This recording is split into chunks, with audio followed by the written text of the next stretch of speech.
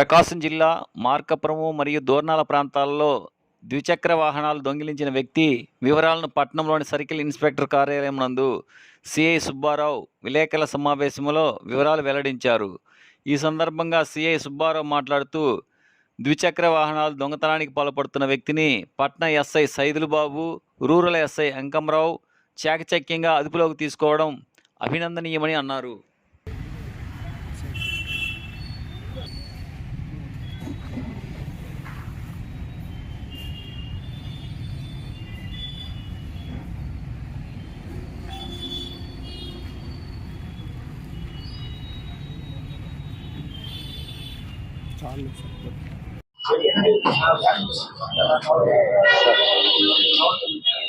అందరికీ నమస్కారం.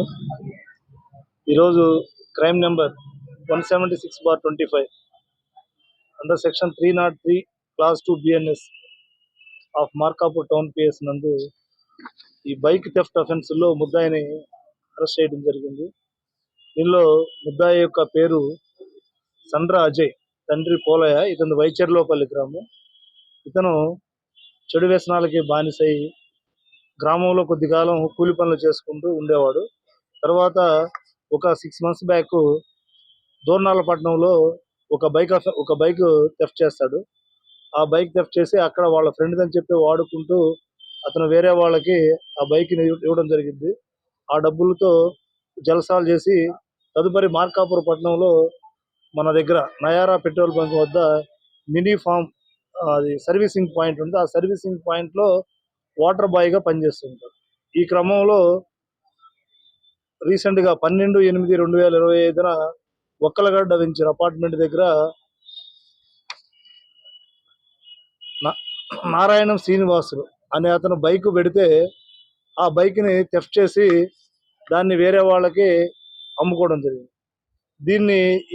దీని మీద మన దగ్గర మార్కాపురం టౌన్ పోలీస్ స్టేషన్లో కేసు నమోదు చేసి ముద్దాయి కోసం గాలింపు చర్యలు చేస్తుండగా ఈరోజు మన మార్కాపురం టౌన్ ఎస్ఐ గారు వాళ్ళ సిబ్బంది ముద్దాయిని